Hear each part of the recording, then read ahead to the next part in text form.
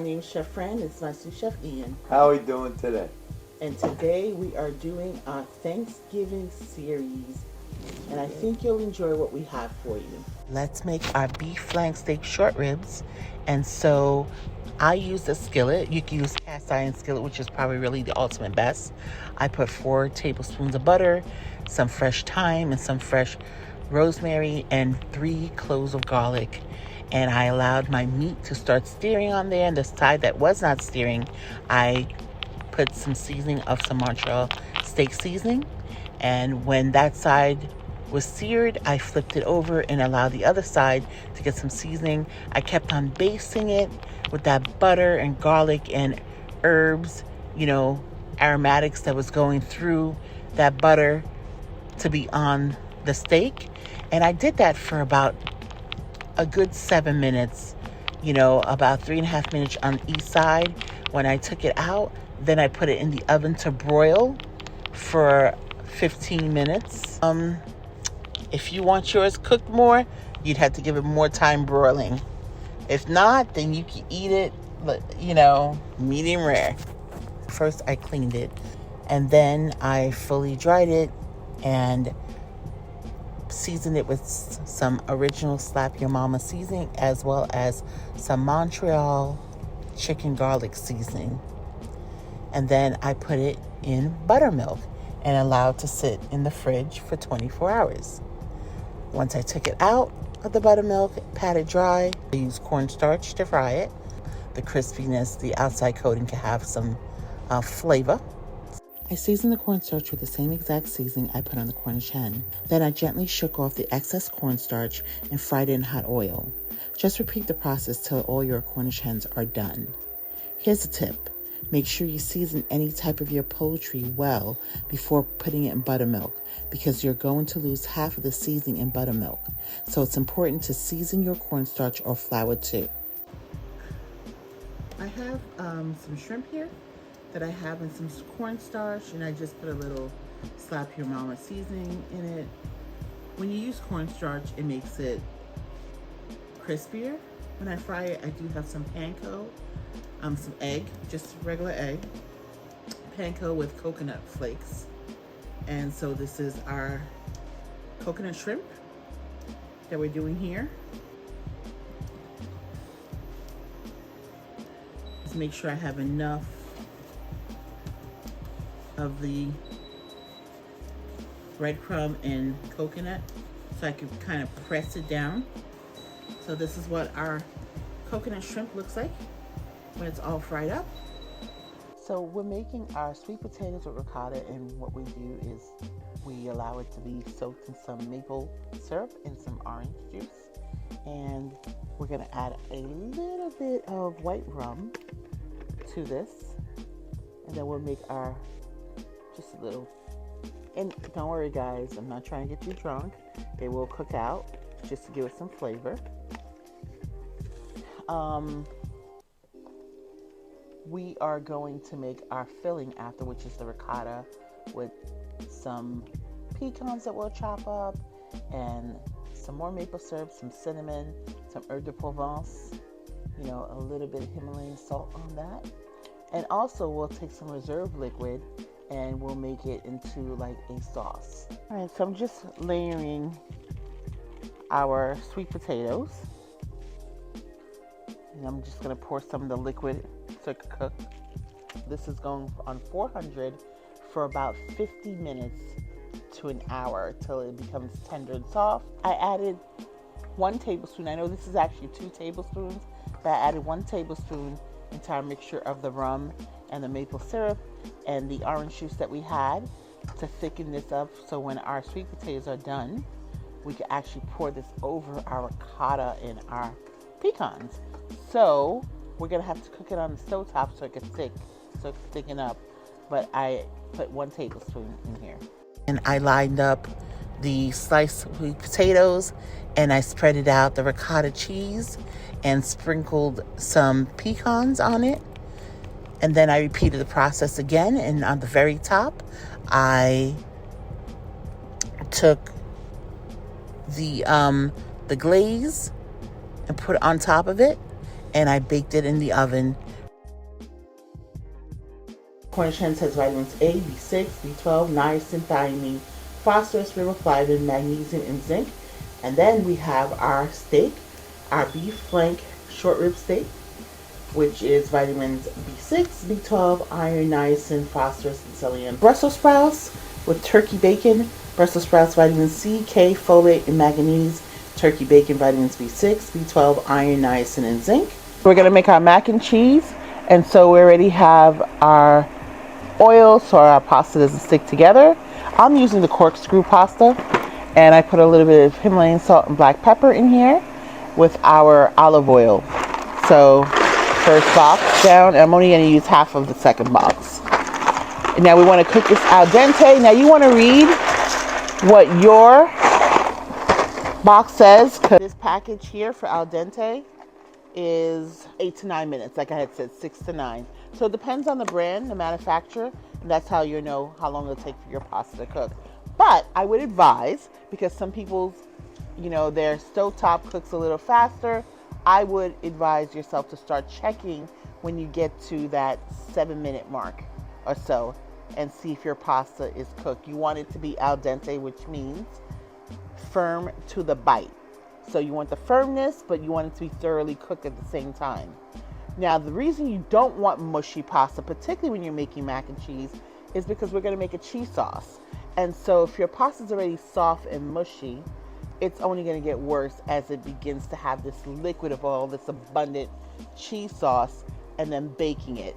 So when it's al dente or cooked a little bit underneath, cooking, then when you put your cheese sauce, then it all works out well, because when you bake it, it will still hold its firmness. Just boiled my pasta a minute underneath al dente. Reason being, because I wanted to still have that firmness. My large skillet, I put some butter in there with a little bit of flour to create a roux. And once the flour was fully cooked, I added my evaporated milk and my heavy cream. And then I started incorporating my shredded cheese. I shredded my cheese because, like I said, they put like a film on the cheeses, and so when you put it on your product, sometimes it doesn't adhere and stick properly. And so I shredded my Velveeta, my white cheddar, my regular cheddar, my Kobe, as well as my Swiss and my pepper jack, and I put all these shredded cheeses inside this now creamy liquid I had on the stovetop and made a very creamy, cheesy sauce. And then I took all of that wonderful creamy cheese sauce and poured it on the mac and cheese and mixed it. I sprayed my pan and started with the first layer, which then on top of it, I had put some breadcrumb on top of it. That's how I like to do my mac and cheese. You can use the breadcrumb or not use it. And then on top of that, I had put some shredded cheese on top of the breadcrumb. And then I applied the last layer of the mac and cheese that was left in my bowl.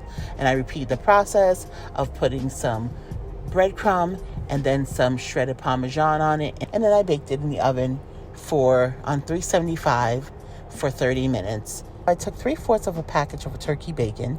I cut them down into strips and then across and cooked it till it was GBD, golden brown and delicious and tasty, of course. And I put that to the side and I sauteed some onions and some garlic. And as well, I put that to the side while Ian he cut the ends of the Brussels sprouts and cut them straight down and then put that in a bowl. And then he cut our pears, just a regular pear I got, barlett pear, and one whole barlett pear, and he cut them down into strips so he can get, and across so he can get cubes. And he added that to the bowl with some olive oil, some Himalayan salt, some black pepper, some smoked paprika. And then he combined as well some dried cranberries with it, and also the onions and the garlic that were sauteed, and just put that on 400 to roast for 40 minutes. Once that was complete, then we added the turkey bacon that I had cooked earlier and mixed that all in.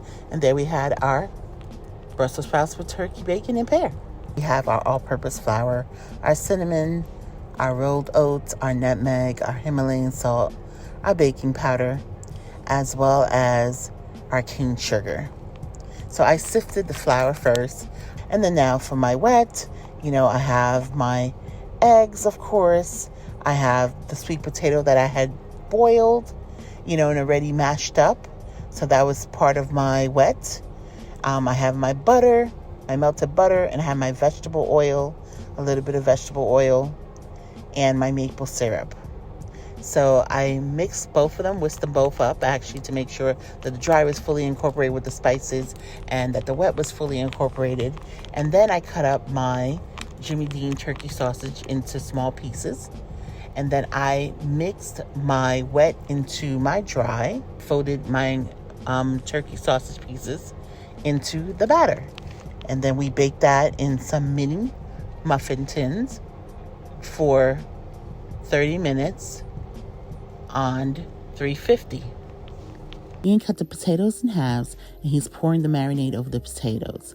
The marinade he made consists of olive oil, minced garlic, onion powder, black pepper, a little Himalayan salt, and he included one of my favorite spices, herbe de Provence.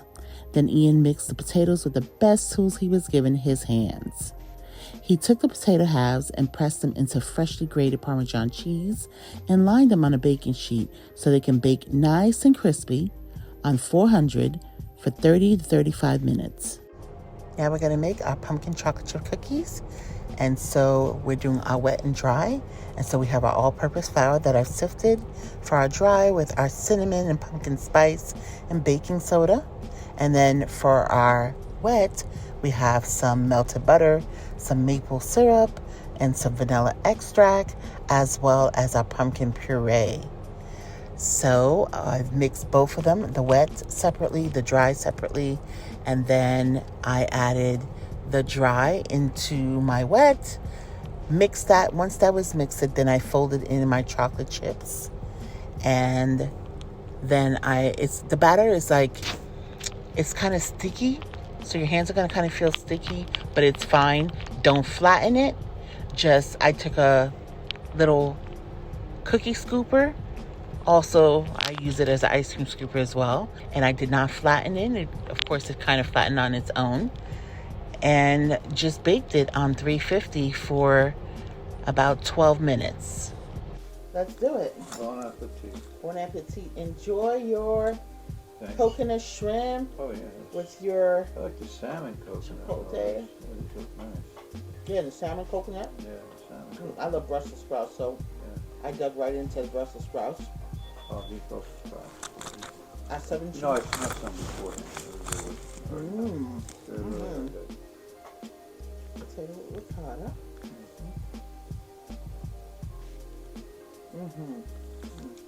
That I haven't tried. I'll give that a little wine. Nice. Very soft. So my Sweet potatoes are nice and soft. my medium rare. The way Ian likes it, guys.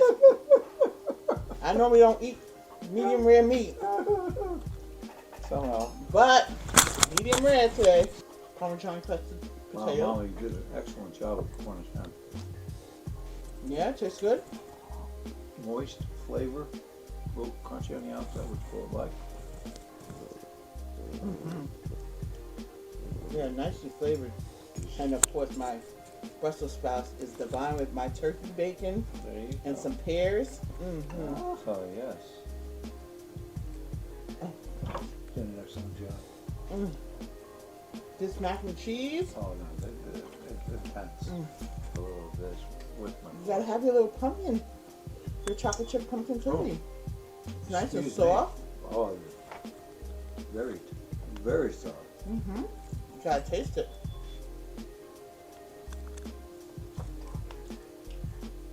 Wow. Intense. Intense. If you are new to this channel, welcome. And Sure. if you have not subscribed already, what are you waiting for? And share this channel with your family and friends. Good.